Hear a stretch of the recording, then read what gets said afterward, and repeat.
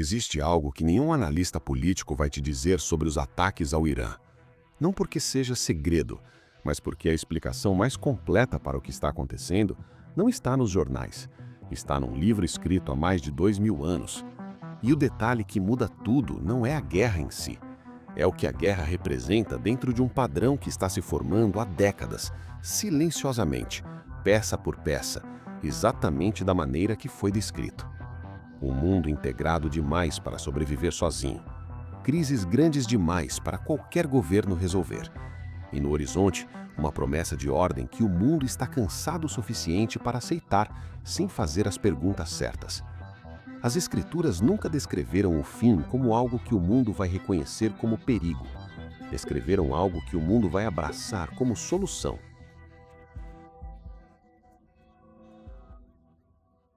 Durante séculos, a humanidade conviveu com guerras, impérios e crises que se sucediam em escala regional. Um conflito que ocorria na Europa raramente afetava o que acontecia no Oriente Médio. Uma crise econômica em um continente levava anos para reverberar nos outros. O mundo era fragmentado, e essa fragmentação, paradoxalmente, também era uma forma de proteção. Nenhum sistema era grande o suficiente para controlar tudo. Mas esse mundo não existe mais.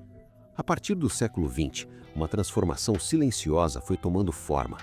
A tecnologia conectou economias, comunicações e governos em uma rede global interdependente.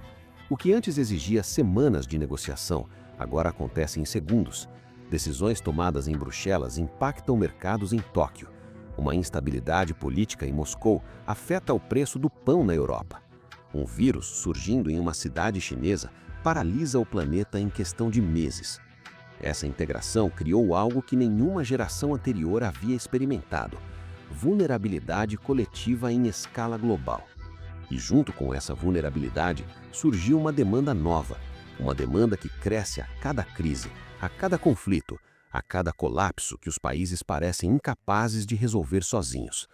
O mundo começou a pedir, cada vez mais alto, por soluções globais, por cooperação, por acordos multilaterais, por algum tipo de ordem que funcionasse além das fronteiras.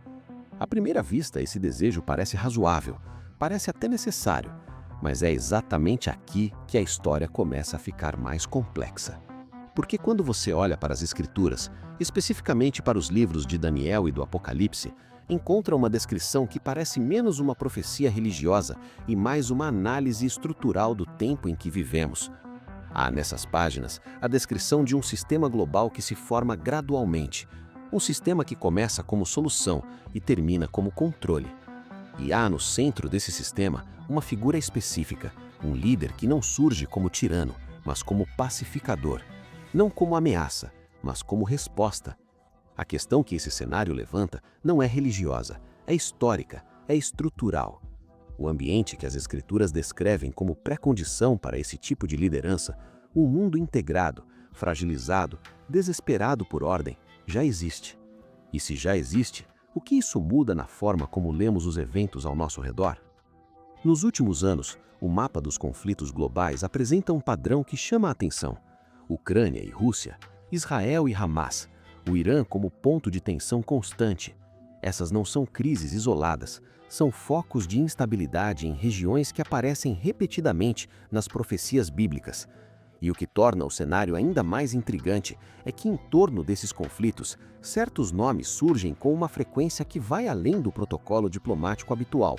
Figuras que aparecem em negociações de paz, em acordos econômicos, em momentos em que o mundo parece estar à beira de algo maior.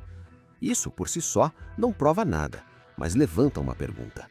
Por que certas figuras parecem sempre estar presentes nos momentos mais críticos da história recente? A resposta convencional é simples. Poder e influência funcionam assim. Quem tem acesso e recursos aparece onde as decisões são tomadas. Mas existe uma perspectiva diferente, e ela não vem da análise política, vem da análise profética. Porque as Escrituras não descrevem o anticristo como alguém que chega impondo medo.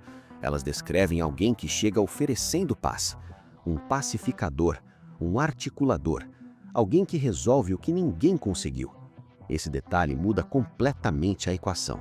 Porque se o sinal de alerta não é a violência, mas a eficiência, não é o caos, mas a ordem, então o perigo não está em reconhecer uma ameaça, está em não reconhecer uma solução como algo mais do que aparenta. E o mundo está sendo preparado exatamente para isso. Pense no que os últimos anos produziram em termos de tecnologia e controle.